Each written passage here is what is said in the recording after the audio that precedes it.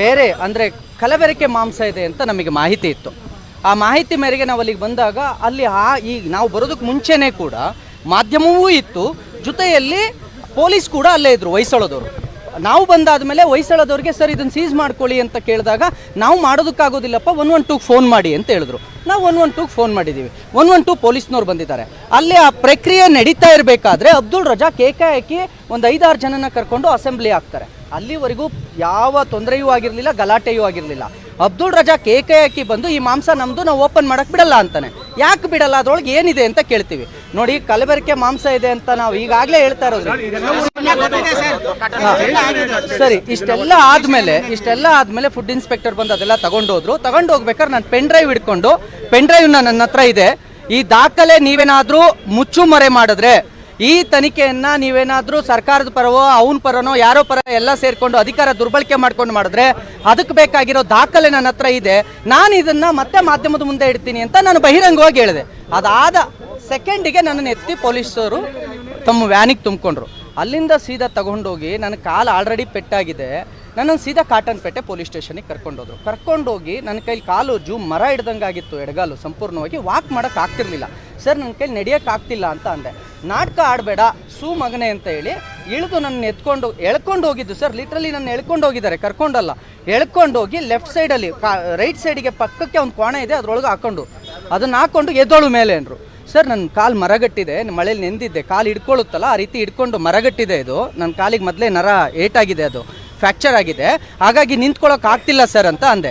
ನಾನು ರಾಘವೇಂದ್ರ ಸ್ವಾಮಿಗಳಿಗೆ 3 ದಿನದಿಂದ ನಾನು ವ್ರತದಲ್ಲಿದ್ದೆ, ನನ್ನದು ಅಸ್ವಸ್ಥನಾಗಿದ್ದೀನಿ, ನನಗೆ ಆಗ್ತಿಲ್ಲ ನಿಂತ್ಕೊಳ್ಳೋಕೆ ಅಂತ ಹೇಳಿದ್ರೆ ನನ್ನನ್ನು ಸಂಪೂರ್ಣವಾಗಿ ನನಗೆ ಅಲ್ಲಿ ಅವಾಚ್ಯ ಶಬ್ದಗಳಿಂದ ಬೈದಿದ್ದಲ್ದೆ, ಬಹಳ ಕೆಟ್ಟ ಶಬ್ದದಲ್ಲಿ ಬೈದಿದ್ದಲ್ದೆ ಟಾರ್ಚರ್ ಮಾಡೋಕೆ ಶುರು ಮಾಡಿದ್ರು. ಅದಾದಮೇಲೆ ಚಂದನ್, ACP ಚಂದನ್ ಅವರು ಬರ್ತಾರೆ.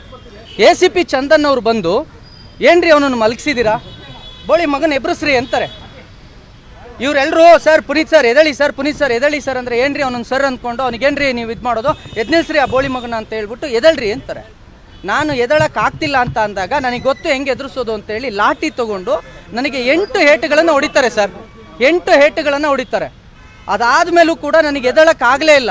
ಅದಾದಮೇಲೆ ಜುಟ್ಟು ಮತ್ತು ಇದನ್ನು ಹಿಡ್ಕೊಂಡು ಗಟ್ಟಿಯಾಗಿ ಮೇಲೆತ್ತಿ ನನ್ನ ಬಟ್ಟೆಯನ್ನು ಸಂಪೂರ್ಣವಾಗಿ ಬಿಚ್ಚಿ ಸರ್, ನಾನು ಆ್ಯಕ್ಚುಲಿ ಅವರು ಹೇಳಿದ್ರು ಇದನ್ನು ಮಾಧ್ಯಮದ ಮುಂದೆ ನಿನ್ನ ಕೈಲಿ ಹೇಳ್ಕೊಳಕ್ಕಾಗುತ್ತಾ, ನಿನ್ನ ಮರ್ಯಾದೆನೇ ಹೋಗೋದು ಅಂತ. ನಾನು ಮರ್ಯಾದೆ ಹೋಗಲ್ಲ ಸರ್, ನಾನೊಬ್ಬ ಹಿಂದೂ ಕಾರ್ಯಕರ್ತನಿದ್ದೀನಿ, ಇದು ನನ್ನೊಬ್ಬನ ಮೇಲೆಲ್ಲ, ಯಾವ ಹಿಂದೂ ಕಾರ್ಯಕರ್ತರ ಮೇಲೆ ಆಗಿದೆಯೋ ಅವರು ಬಹಿರಂಗವಾಗಿ ಹೇಳ್ಕೊಳ್ಳೋದಕ್ಕೆ ಭಯ ಪಡ್ತಿದ್ದಾರೆ, ಮರ್ಯಾದೆ ಹೋಗುತ್ತೆ ಅಂತ. ಖಂಡಿತವಾಗಿಯೂ ನಮ್ಮ ಮರ್ಯಾದೆ ಹೋಗೋದಿಲ್ಲ. ಅವರು ಪೊಲೀಸು, ಅವರಿಗೆ ಹಕ್ಕಿದೆ, ನಾವಲ್ಲಿ ಏನೂ ಮಾಡೋಕ್ಕಾಗದಂತ ನಿಸ್ಸಹಾಯಕರಾಗಿದ್ದೀವಿ ಹೋರಾಟಗಾರರು. ನನ್ನ ಸಂಪೂರ್ಣ ಬಟ್ಟೆ ಬಿಚ್ಚಿ ಸರ್, ಒಂದು ನಿಮಿಷ, ನನ್ನ ಸಂಪೂರ್ಣ ಬಟ್ಟೆ ಬಿಚ್ಚಿ ಅಂಡರ್ವೇರ್ ಕೂಡ ಬಿಚ್ಚಿದ್ದಾರೆ ಸರ್, ಪೂರ್ತಿ ನಗ್ನವಾಗಿ ಮಾಡಿದ್ದಾರೆ. 30 ನಿಮಿಷಗಳವರೆಗೂ ನಾನು ನಗ್ನವಾಗೇ ಇದ್ದೀನಿ. ಅದಾದಮೇಲೆ ಬಟ್ಟೆ ಹಾಕು ಅಂತ ಹೇಳಿದ್ರು, ನಾನು ಹಾಕೊಳ್ಳಲ್ಲ ಸರ್ ಅಂದೆ. ಅವರೇ ನನಗೆ ಬಟ್ಟೆ ಹಾಕಿ, ಕೊನೆಗೆ ಅವರೇ ನನಗೆ ಬಟ್ಟೆ ಹಾಕಿ ನಾನು ಸಂಪೂರ್ಣ ಅಸ್ವಸ್ಥ ಆದಮೇಲೆ ಸರ್, ಪೆನ್ ಡ್ರೈವ್ ಅಲ್ಲಿ ಆ ಮಾಂಸ ಎಲ್ಲಿಂದ ಬರ್ತಾ ಇತ್ತು, ಹೇಗೆ ಬರ್ತಾ ಇತ್ತು, ಅದು ಹೇಗೆ ಇಲ್ಲಿಗಲ್ ಅನ್ನೋ ಸಂಪೂರ್ಣ ಮಾಹಿತಿ ಇತ್ತು, ಅದು ಚಂದನ್ ಸರ್ ಹತ್ರ ಇದೆ ಸರ್. ಇಲ್ಲಿ ಬಂದ ತಕ್ಷಣನೇ ನನ್ನ ಅರೆಸ್ಟ್ ಮಾಡ್ಕೊಂಡು ಹೋಗೋಕೆ ಹೋದ್ರು. ಈಗ ನಾವು ಕಮಿಷನರ್ಗೆ ಹೋಗ್ತಾ ಇದೀವಿ ದೂರ ಕೊಡಕ್ಕೆ. ಬೇರೆ ಅಂದರೆ ಕಲಬೆರಕೆ ಮಾಂಸ ಇದೆ ಅಂತ ನಮಗೆ ಮಾಹಿತಿ ಇತ್ತು. ಆ ಮಾಹಿತಿ ಮೇರೆಗೆ ನಾವು ಅಲ್ಲಿಗೆ ಬಂದಾಗ ಅಲ್ಲಿ ಈಗ ನಾವು ಬರೋದಕ್ಕೆ ಮುಂಚೆನೇ ಕೂಡ ಮಾಧ್ಯಮವೂ ಇತ್ತು, ಜೊತೆಯಲ್ಲಿ ಪೊಲೀಸ್ ಕೂಡ ಅಲ್ಲೇ ಇದ್ರು, ಹೊಯ್ಸಳದವರು. ನಾವು ಬಂದಾದಮೇಲೆ ಹೊಯ್ಸಳದವ್ರಿಗೆ ಸರ್ ಇದನ್ನು ಸೀಸ್ ಮಾಡ್ಕೊಳ್ಳಿ ಅಂತ ಕೇಳಿದಾಗ ನಾವು ಮಾಡೋದಕ್ಕಾಗೋದಿಲ್ಲಪ್ಪ 112ಗೆ ಫೋನ್ ಮಾಡಿ ಅಂತ ಹೇಳಿದ್ರು. ನಾವು 112ಗೆ ಫೋನ್ ಮಾಡಿದ್ದೀವಿ. 112 ಪೊಲೀಸ್ನವ್ರು ಬಂದಿದ್ದಾರೆ. ಅಲ್ಲಿ ಆ ಪ್ರಕ್ರಿಯೆ ನಡೀತಾ ಇರಬೇಕಾದ್ರೆ ಅಬ್ದುಲ್ ರಜಾಕ್ ಏಕಾಏಕಿ ಒಂದು 5-6 ಜನನ ಕರ್ಕೊಂಡು ಅಸೆಂಬ್ಲಿ ಆಗ್ತಾರೆ. ಅಲ್ಲಿವರೆಗೂ ಯಾವ ತೊಂದರೆಯೂ ಆಗಿರಲಿಲ್ಲ, ಗಲಾಟೆಯೂ ಆಗಿರಲಿಲ್ಲ. ಅಬ್ದುಲ್ ರಜಾಕ್ ಏಕಾಏಕಿ ಬಂದು ಈ ಮಾಂಸ ನಮ್ಮದು, ನಾವು ಓಪನ್ ಮಾಡೋಕ್ಕೆ ಬಿಡಲ್ಲ ಅಂತಾನೆ. ಯಾಕೆ ಬಿಡಲ್ಲ, ಅದರೊಳಗೆ ಏನಿದೆ ಅಂತ ಕೇಳ್ತೀವಿ.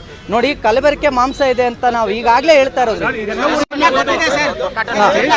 ಸರಿ, ಇಷ್ಟೆಲ್ಲ ಆದ್ಮೇಲೆ ಫುಡ್ ಇನ್ಸ್ಪೆಕ್ಟರ್ ಬಂದು ಅದೆಲ್ಲ ತಗೊಂಡು ಹೋಗ್ಬೇಕಾದ್ರೆ ನಾನು ಪೆನ್ ಡ್ರೈವ್ ಹಿಡ್ಕೊಂಡು, ಪೆನ್ ಡ್ರೈವ್ ನನ್ನ ಹತ್ರ ಇದೆ, ಈ ದಾಖಲೆ ನೀವೇನಾದ್ರೂ ಮುಚ್ಚುಮರೆ ಮಾಡಿದ್ರೆ, ಈ ತನಿಖೆಯನ್ನ ನೀವೇನಾದ್ರೂ ಸರ್ಕಾರದ ಪರವೋ ಅವನ ಪರನೋ ಯಾರೋ ಪರ ಎಲ್ಲ ಸೇರ್ಕೊಂಡು ಅಧಿಕಾರ ದುರ್ಬಳಕೆ ಮಾಡ್ಕೊಂಡು ಮಾಡಿದ್ರೆ ಅದಕ್ಕೆ ಬೇಕಾಗಿರೋ ದಾಖಲೆ ನನ್ನ ಹತ್ರ ಇದೆ, ನಾನು ಇದನ್ನ ಮತ್ತೆ ಮಾಧ್ಯಮದ ಮುಂದೆ ಇಡ್ತೀನಿ ಅಂತ ನಾನು ಬಹಿರಂಗವಾಗಿ ಹೇಳಿದೆ. ಅದಾದ ಸೆಕೆಂಡಿಗೆ ನನ್ನನ್ನು ಎತ್ತಿ ಪೊಲೀಸರು ತಮ್ಮ ವ್ಯಾನಿಗೆ ತುಂಬಿಕೊಂಡ್ರು. ಅಲ್ಲಿಂದ ಸೀದಾ ತಗೊಂಡೋಗಿ ನನ್ನ ಕಾಲು ಆಲ್ರೆಡಿ ಪೆಟ್ಟಾಗಿದೆ, ನನ್ನನ್ನು ಸೀದಾ ಕಾಟನ್ಪೇಟೆ ಪೊಲೀಸ್ ಸ್ಟೇಷನಿಗೆ ಕರ್ಕೊಂಡೋದ್ರು. ಕರ್ಕೊಂಡೋಗಿ ನನ್ನ ಕೈಲಿ ಕಾಲು ಮರ ಹಿಡ್ದಂಗಾಗಿತ್ತು, ಎಡಗಾಲು ಸಂಪೂರ್ಣವಾಗಿ ವಾಕ್ ಮಾಡೋಕೆ ಆಗ್ತಿರ್ಲಿಲ್ಲ. ಸರ್ ನನ್ನ ಕೈಲಿ ನಡೆಯೋಕೆ ಆಗ್ತಿಲ್ಲ ಅಂತ ಅಂದೆ. ನಾಟಕ ಆಡಬೇಡ ಸೂ ಮಗನೆ ಅಂತ ಹೇಳಿ ಇಳಿದು ನನ್ನ ಎಳ್ಕೊಂಡು ಹೋಗಿದ್ದು ಸರ್. ಲಿಟ್ರಲಿ ನನ್ನ ಎಳ್ಕೊಂಡು ಹೋಗಿದ್ದಾರೆ, ಕರ್ಕೊಂಡಲ್ಲ, ಎಳ್ಕೊಂಡೋಗಿ ಲೆಫ್ಟ್ ಸೈಡಲ್ಲಿ ರೈಟ್ ಸೈಡಿಗೆ ಪಕ್ಕಕ್ಕೆ ಒಂದು ಕೋಣೆ ಇದೆ, ಅದ್ರೊಳಗೆ ಅದನ್ನು ಹಾಕ್ಕೊಂಡು ಎದ್ದೋಳು ಮೇಲೆ ಅಂದರು. ಸರ್ ನನ್ನ ಕಾಲು ಮರಗಟ್ಟಿದೆ, ಮಳೇಲಿ ನೆಂದಿದ್ದೆ, ಕಾಲು ಹಿಡ್ಕೊಳ್ಳುತ್ತಲ್ಲ ಆ ರೀತಿ ಹಿಡ್ಕೊಂಡು ಮರಗಟ್ಟಿದೆ. ಇದು ನನ್ನ ಕಾಲಿಗೆ ಮೊದಲೇ ನರ ಏಟಾಗಿದೆ, ಅದು ಫ್ರ್ಯಾಕ್ಚರ್ ಆಗಿದೆ, ಹಾಗಾಗಿ ನಿಂತ್ಕೊಳ್ಳೋಕೆ ಆಗ್ತಿಲ್ಲ ಸರ್ ಅಂತ ಅಂದೆ. ನಾನು ರಾಘವೇಂದ್ರ ಸ್ವಾಮಿಗಳಿಗೆ 3 ದಿನದಿಂದ ನಾನು ವ್ರತದಲ್ಲಿದ್ದೆ, ನನ್ನದು ಅಸ್ವಸ್ಥನಾಗಿದ್ದೀನಿ, ನನಗೆ ಆಗ್ತಿಲ್ಲ ನಿಂತ್ಕೊಳ್ಳೋಕ್ಕೆ ಅಂತ ಹೇಳಿದ್ರೆ ನನ್ನನ್ನು ಸಂಪೂರ್ಣವಾಗಿ ನನಗೆ ಅಲ್ಲಿ ಅವಾಚ್ಯ ಶಬ್ದಗಳಿಂದ ಬೈದಿದ್ದಲ್ದೆ, ಬಹಳ ಕೆಟ್ಟ ಶಬ್ದದಲ್ಲಿ ಬೈದಿದ್ದಲ್ದೆ ಟಾರ್ಚರ್ ಮಾಡೋಕೆ ಶುರು ಮಾಡಿದ್ರು. ಅದಾದಮೇಲೆ ಚಂದನ್ ACP ಚಂದನ್ ಅವರು ಬರ್ತಾರೆ. ACP ಚಂದನ್ ಅವರು ಬಂದು ಏನ್ರಿ ಅವನನ್ನು ಮಲಗಿಸಿದ್ದೀರಾ, ಬೋಳಿ ಮಗನ ಎಬ್ರಸ್ರಿ ಅಂತಾರೆ. ಇವರೆಲ್ಲರೂ ಸರ್ ಪುನೀತ್ ಸರ್ ಎದಳಿ ಸರ್, ಪುನೀತ್ ಸರ್ ಎದಳಿ ಸರ್ ಅಂದರೆ ಏನ್ರಿ ಅವನನ್ನು ಸರ್ ಅಂದ್ಕೊಂಡು ಅವನಿಗೇನ್ರಿ ನೀವು ಇದು ಮಾಡೋದು, ಎದ್ನಿಲ್ಸ್ರಿ ಆ ಬೋಳಿ ಮಗನ ಅಂತ ಹೇಳ್ಬಿಟ್ಟು ಎದಳ್ರಿ ಅಂತಾರೆ. ನಾನು ಎದಳಕ್ಕೆ ಆಗ್ತಿಲ್ಲ ಅಂತ ಅಂದಾಗ ನನಗೆ ಗೊತ್ತು ಹೆಂಗೆ ಎದುರಿಸೋದು ಅಂತೇಳಿ ಲಾಠಿ ತೊಗೊಂಡು ನನಗೆ 8 ಏಟುಗಳನ್ನು ಹೊಡಿತಾರೆ ಸರ್, 8 ಏಟುಗಳನ್ನು ಹೊಡಿತಾರೆ. ಅದಾದಮೇಲೂ ಕೂಡ ನನಗೆ ಎದಳಕ್ಕಾಗಲೇ ಇಲ್ಲ.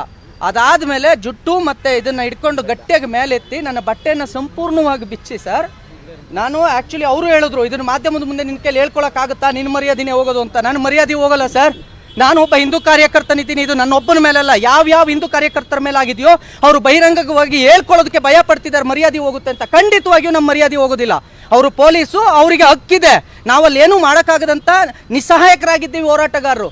ನನ್ನ ಸಂಪೂರ್ಣ ಬಟ್ಟೆ ಬಿಚ್ಚಿ ಸರ್, ಒಂದು ನಿಮಿಷ, ನನ್ನ ಸಂಪೂರ್ಣ ಬಟ್ಟೆ ಬಿಚ್ಚಿ ಅಂಡರ್ವೇರ್ ಕೂಡ ಬಿಚ್ಚಿದ್ದಾರೆ ಸರ್, ಪೂರ್ತಿ ನಗ್ನವಾಗಿ ಮಾಡಿದ್ದಾರೆ.